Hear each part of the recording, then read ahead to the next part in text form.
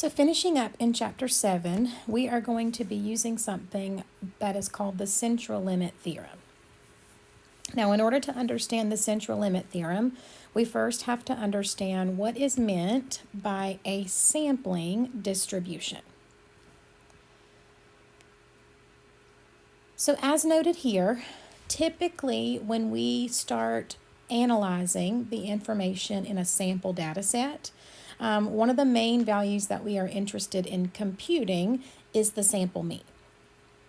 Right? And if we think about the fact that, if we're looking at a population that, say, has 500 people in it, and we want to take a sample of 30 people, there are a lot of different ways that that sample could be collected. In other words, there's a lot of different groups of 30 people if you're looking at a population of 500. And each one of those groups is going to have its own sample mean.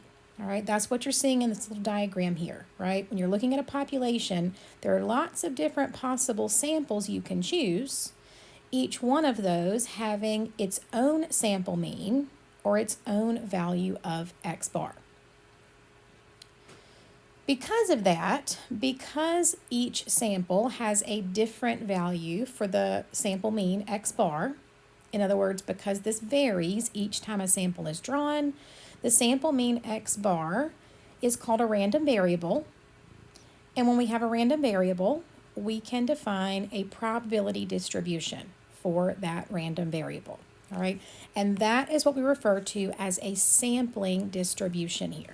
All right, so when you hear that term sampling distribution, it is the probability distribution for the sample mean values or the values of x bar. All right, now the example that's shown here is basically just going to walk you through why certain relationships hold true. So I want you to read through this carefully. I want you to study the information that is provided here. But the main thing that you need to take away from this is that when you look at a sampling distribution and you want to define its mean and standard deviation, all right, so you'll notice this new notation. We have this mu sub x bar, which is the mean, but not for the population, for the sampling distribution of sample means. And we also have this new notation for sigma sub x bar, where again, this does not represent the standard deviation for the whole population, but for the sample mean values. Now, it turns out that the mean for the sampling distribution is the same thing as the overall population mean. And again, that's shown in the previous example, so you can study that. The standard deviation, however, changes when you're dealing with sample mean values. And the specific relationship between when you're looking for sigma sub x bar or the standard deviation of the sampling distribution, you take sigma, the overall population standard deviation, and you divide it by the square root of n. All right, so in our example here, we are looking at a population, all right, among students at a certain college. The mean number of hours of television watched per week is 10.5. So the overall population mean, this is referring to individual students, is 10.5.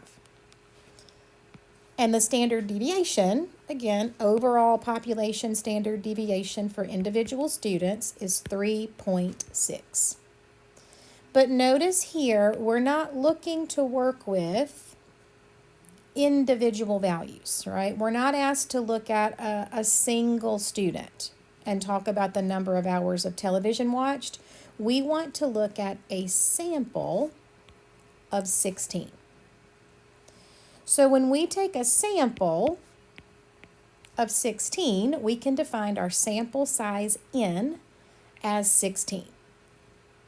And if I'm interested in looking at not the individual values of x, but the sample means, the values of x bar, then I would need to define the mean for that sampling distribution and the standard deviation. for that sampling distribution. Now, the mean for the sampling distribution is going to be exactly the same as the overall population mean. However, the standard deviation will need to be recalculated. Okay, the standard deviation here says take sigma, 3.6, but divide it by the square root of your sample size, n. So my mean would stay at 10.5, but when I go to look at the sampling distribution, I'm going to need to calculate sigma over the square root of n, and my new standard deviation for the sample means would not be 3.6, it would be 0.9. Okay, so that's the first thing that you're going to look at, and the first thing you want to understand is how you can determine your mean and standard deviation when you're looking at values of x bar, sample mean. Right now, the second part of the central limit theorem deals with the actual shape of the probability distribution, all right, and namely whether or not it's bell-shaped, because if it's bell-shaped, then we know that we can use the normal distribution, like we've been doing, to find probability or to find area under the curve. Now again, I want you to read through the examples that are shown here because they will kind of explain to you why the central limit theorem is stated the way that it is, all right? But I'm going to skip ahead here and I'm going to go ahead and talk about what the central limit theorem actually says. All right, so the central limit theorem says if we want to look at sample means, right, values of x bar, and we have large samples that are being taken, all right, now the proven cutoff here for what is considered a large sample is a sample size that's greater than 30.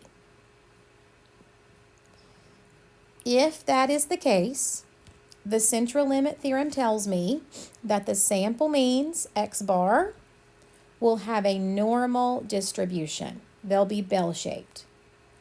And if you know that it has a normal distribution, then you have methods already defined for finding probability and finding area under the curve. And the two defining values of this normal distribution, right, we just looked at, can be calculated by taking the overall population mean mu and then taking standard deviation sigma and dividing by the square root of n. Now, you'll notice this little note down here at the bottom. The central limit theorem applies for all populations. So if your sample size is greater than 30, you don't have to be told that the original data is bell-shaped. All right, the central limit theorem defines that for you. If your sample size is smaller than 30, if this cutoff point is not satisfied, then you need to know that your original population was symmetric as well. In other words, if you know that your original population is normally distributed, if that's given, then the sample means will be normal for any sample size n.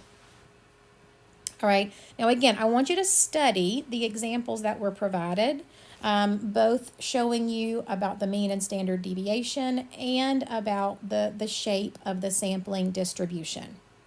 And then once you've done that, I want you to come back, watch the next video where we're going to talk about how we can use the central limit theorem to find probabilities when those properties are met.